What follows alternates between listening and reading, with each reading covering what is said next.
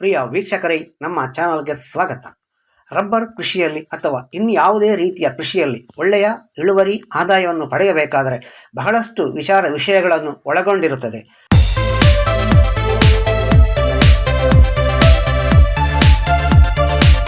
ತಳಿಯ ಆಯ್ಕೆ, ಗಿಡದ ಆಯ್ಕೆ, ಗುಣಮಟ್ಟದ ತಳಿ ಮತ್ತು ಬೀಜದ ಆಯ್ಕೆ, ಭೂಮಿಯ ಗುಣಲಕ್ಷಣಗಳು, ನೀರಿನ ಅಂಶದ ಲಭ್ಯ ಇರುವಿಕೆ ಮತ್ತು ಒಳ್ಳೆಯ ವಾತಾವರಣ, ಇಂತಹ ಬಹಳಷ್ಟು ವಿಚಾರಗಳು ಒಂದು ಒಳ್ಳೆಯ ಕೃಷಿ ಯಶಸ್ವಿಯಾಗಬೇಕಾದರೆ, ಒಂದು ಒಳ್ಳೆಯ ಆದಾಯ ಬರಬೇಕಾದರೆ ಇನ್ನೂ ಬಹಳಷ್ಟು ವಿಚಾರಗಳು ಇದರಲ್ಲಿ ಒಳಗೊಂಡಿರುತ್ತದೆ. ಗಿಡವನ್ನು ನೆಟ್ಟು ಬೆಳೆಸಿದ ಮೇಲೆ ಪಾಲನೆ, ಪೋಷಣೆ, ಗೊಬ್ಬರ ನೀಡುವಿಕೆ, ಭೂಮಿಯ ನಿರ್ವಹಣೆ, ಇಂತಹ ಬಹಳಷ್ಟು ವಿಚಾರಗಳನ್ನು ನಾವು ಮಾಡಬೇಕಾಗುತ್ತದೆ.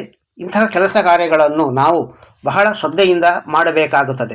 ರಬ್ಬರ್ ಕೃಷಿಯಲ್ಲಿ ಹೆಚ್ಚಿನ ಹಾಲಿನ ಇಳುವರಿ ಹಾಗೂ ಆದಾಯವನ್ನು ಪಡೆಯಲು ಭೂಮಿಯ ನಿರ್ವಹಣೆ ಕೂಡ ಬಹಳ ಪ್ರಮುಖ ಪಾತ್ರವನ್ನು ವಹಿಸುತ್ತದೆ. ರಬ್ಬರ್ ಕೃಷಿ ತೋಟಗಳಲ್ಲಿ ಭೂಮಿಯನ್ನು ಯಾವ ರೀತಿ ನಿರ್ವಹಣೆ ಮಾಡಬೇಕು, ಯಾವ ರೀತಿ ಮಾಡಿದರೆ ನಮಗೆ ಹೆಚ್ಚಿನ ಹಾಲಿನ ಇಳುವರಿ ದೊರೆಯುತ್ತದೆ ಒಂದಷ್ಟು ವಿಚಾರಗಳನ್ನು ನಾವು ಮುಂದೆ ತಿಳಿಯೋಣ. ಬನ್ನಿ ಪ್ರಿಯ ವೀಕ್ಷಕರೇ. ನಾವು ಮಾಡುವ ಒಂದೊಂದು ಸಣ್ಣ ಕಾರ್ಯವೂ ಕೂಡ ನಮ್ಮ ಕೃಷಿ ಆದಾಯದ ಉತ್ಪಾದನೆಯ ವರ್ಧನೆಯಲ್ಲಿ ಬಹಳ ಮಹತ್ವದ ಪಾತ್ರವನ್ನು ವಹಿಸುತ್ತದೆ. ಆದ್ದರಿಂದ ಇಲ್ಲಿ ಎಲ್ಲ ವಿಚಾರಗಳು ಬಹಳ ಮಹತ್ವದ್ದಾಗಿರುತ್ತದೆ. ಆದ್ದರಿಂದ ಅದೆಲ್ಲವನ್ನು ಕೂಡ ನಾವು ಮಾಡುವುದು ಕೂಡ ಅನಿವಾರ್ಯವಾಗಿದೆ. ಹಾಗೆಯೇ ನಮ್ಮ ಈ ಚಾನಲನ್ನು ಮೊದಲ ಬಾರಿ ನೋಡುತ್ತಿದ್ದರೆ ದಯವಿಟ್ಟು ಸಬ್ಸ್ಕ್ರೈಬ್ ಮಾಡಿ, ಲೈಕ್ ಮಾಡಿ, ಶೇರ್ ಮಾಡಿರಿ. ವಿಡಿಯೋವನ್ನು ಕೊನೆವರೆಗೂ ನೋಡಿರಿ.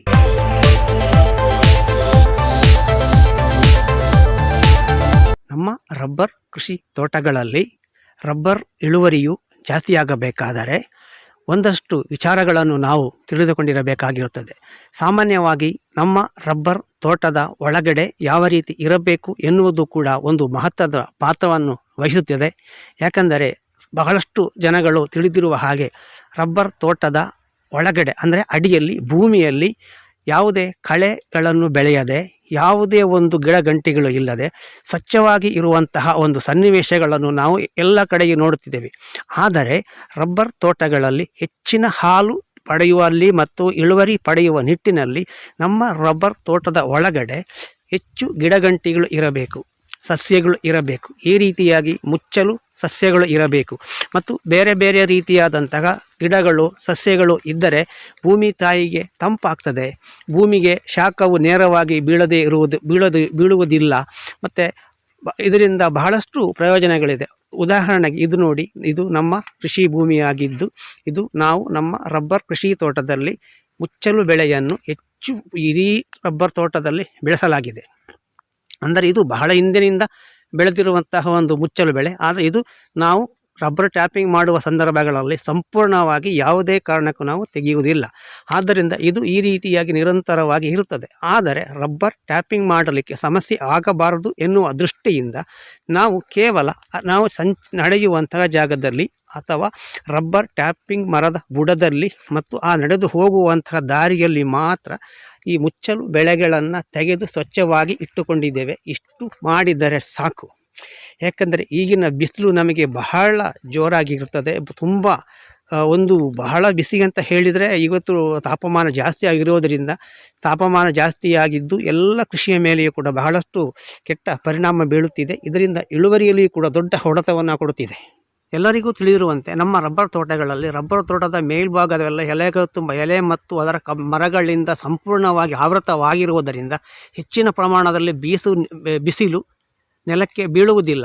ಆದರೆ ಆ ಮಳೆ ಮತ್ತು ಬಿಸಿಲು ಭೂಮಿಗೆ ನೇರವಾಗಿ ಬೀಳಬಾರದು ಎನ್ನುವಂಥದ್ದು ಸಂಶೋಧಕರ ಮತ್ತು ವಿಜ್ಞಾನಿಗಳ ಒಂದು ಮಾಹಿತಿ ಇರುತ್ತದೆ.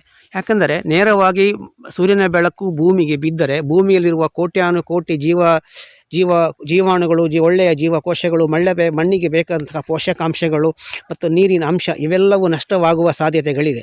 ಆದ್ದರಿಂದ ಈ ರೀತಿಯಾಗಿ ನಾವು ಮುಚ್ಚಲು ಬೆಳೆಗಳನ್ನು ಅಥವಾ ಇತರ ಗಿಡ ಗಂಟಿಗಳನ್ನು, ಒಳ್ಳೆಯ ಸಸ್ಯಗಳನ್ನು ನಮ್ಮ ರಬ್ಬರ್ ತೋಟದ ಮತ್ತು ಇತರ ಎಲ್ಲ ರಬ್ಬರ್ ತೋಟ ಅಂತ ಅಲ್ಲ, ಇತರ ಎಲ್ಲ ತೋಟಗಳ ಮಧ್ಯದಲ್ಲಿಯೂ ಈ ರೀತಿ ನಾವು ಎಲ್ಲ ಕೃಷಿ ಬೆಳೆಗಳ ಮಧ್ಯದಲ್ಲಿಯೂ ಈ ರೀತಿಯ ಬೇರೆ ಬೇರೆ ಸಸ್ಯಗಳನ್ನು, ಮಿಶ್ರ ಸಸ್ಯಗಳನ್ನು ಬೆಳೆಸಿದರೆ ಅದರಿಂದ ಬಹಳಷ್ಟು ಪ್ರಯೋಜನಗಳು ಇದೆ.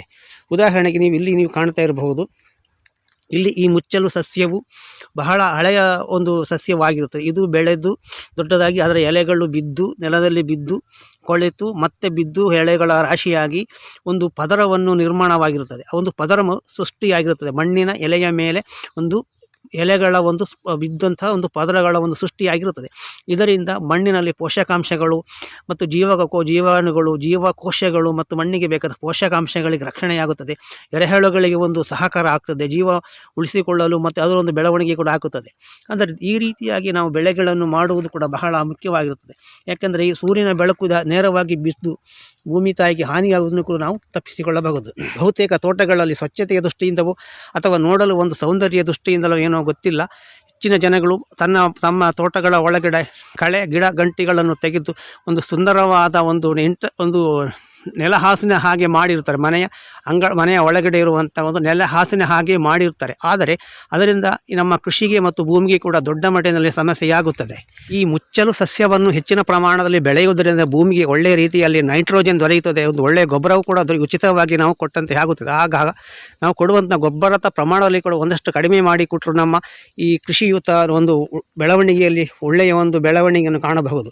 ಹಾಗೆ ಈ ಎಲ್ಲ ವಿಚಾರಗಳನ್ನು ಕೂಡ ನಾವು ಸೂಕ್ಷ್ಮವಾಗಿ ಗಮನಿಸಿದರೂ ಕೂಡ ಇದರಿಂದ ಆಗುವಂತಹ ಲಾಭಗಳು ನಮಗೆ ತುಂಬ ಇದೆ. ಒಂದು, ಭೂಮಿಗೆ ಬಿಸಿಲು ಬೀಳುವುದಿಲ್ಲ, ಭೂಮಿಯಲ್ಲಿ ನೀರಿನ ಅಂಶ ಇರುತ್ತದೆ, ಮತ್ತು ಭೂಮಿಯಲ್ಲಿರತಕ್ಕಂಥ ಯಾವುದೇ ಒಂದು ಪೋಷಕಾಂಶಗಳು ನಷ್ಟವನ್ನು ಹೊಂದುವುದಿಲ್ಲ, ಜೀವಕೋಶಗಳು ಜೀವಾಣುಗಳು ಕೂಡ ನಷ್ಟ ಹೊಂದುವುದಿಲ್ಲ. ಇದೆಲ್ಲವನ್ನು ರಕ್ಷಣೆ ಮಾಡಲಿ ಕೂಡ ಒಂದು ಒಳ್ಳೆಯ ಪ್ರಯೋಜನ ಕೂಡ ನಮಗೆ ಖಂಡಿತವಾಗಿಯೂ ಆಗುತ್ತದೆ. ಆದರೆ ರಬ್ಬರ್ ಹಾಲಿನಲ್ಲಿ ಒಂದಷ್ಟು ಪ್ರಮಾಣದ ಏರಿಕೆಯನ್ನು ಕೂಡ ನಾವು ಕಾಣಬಹುದು. ಯಾಕೆಂದರೆ ಭೂಮಿ ಚೆನ್ನಾಗಿರಬೇಕು, ಭೂಮಿಯ ಅಡಿಭಾಗ ತಂಪಾಗಿರಬೇಕು, ಪೋಷಕಾಂಶಗಳಿರಬೇಕು, ಅದೇ ರೀತಿ ಸೂರ್ಯನ ಬಿಸಿಲು ಕೂಡ ನೆಲಕ್ಕೆ ಬೀಳಬಾರದು. ಈ ರೀತಿ ಎಲ್ಲ ನಾವು ವ್ಯವಸ್ಥೆಗಳನ್ನು ಸಾಧ್ಯವಾದಷ್ಟು ಮಾಡಿಕೊಂಡರೆ ನಮ್ಮ ರಬ್ಬರ್ ಕೃಷಿಯಲ್ಲಿ ಒಂದು ಸ್ವಲ್ಪ ಪ್ರಮಾಣದಲ್ಲಿ ಇಳುವರಿಯನ್ನು ಹೆಚ್ಚಿಗೆ ಮಾಡಿಕೊಳ್ಳಲು ಖಂಡಿತವಾಗಿ ಸಾಧ್ಯವಿದೆ. ಯಾಕೆಂದರೆ ನಾವು ಕಂಡಂತೆ ಅಥವಾ ಗಮನಿಸಿದಂತೆ ನಮ್ಮ ತೋಟದ ಬೇರೆ ಬೇರೆ ಭಾಗಗಳಲ್ಲಿ ಒಂದೆರಡು ಭಾಗಗಳಲ್ಲಿ ಸ್ವಲ್ಪ ಈ ಭೂಮಿಯಲ್ಲಿ ಯಾವುದೇ ಈ ಮುಚ್ಚಲು ಗಿಡ ಸಸ್ಯಗಳಾಗಲಿ ಅಥವಾ ಗಿಡಗಂಟಿಗಳಿಲ್ಲದೆ ಇದ್ದಂತಹ ಸಂದರ್ಭಗಳಲ್ಲಿ ಆ ಪ್ರದೇಶಗಳಲ್ಲಿ ಹಾಲಿನ ಪ್ರಮಾಣವು ತುಂಬ ಕಡಿಮೆ ಆಗಿತ್ತು. ಅದೇ ಪ್ರದೇಶದಲ್ಲಿ ಮತ್ತು ಇದೇ ರೀತಿ ಸಸ್ಯಗಳು ಮತ್ತು ಮುಚ್ಚಲು ಸಸ್ಯಗಳನ್ನು ಬೆಳೆಸಿದಾಗ ಅಲ್ಲಿ ಕೂಡ ನಮಗೆ ಹಾಲಿನ ಪ್ರಮಾಣ ಏರಿಕೆಯಾಗಿರುವುದು ಕಂಡು ಬಂದಿದೆ.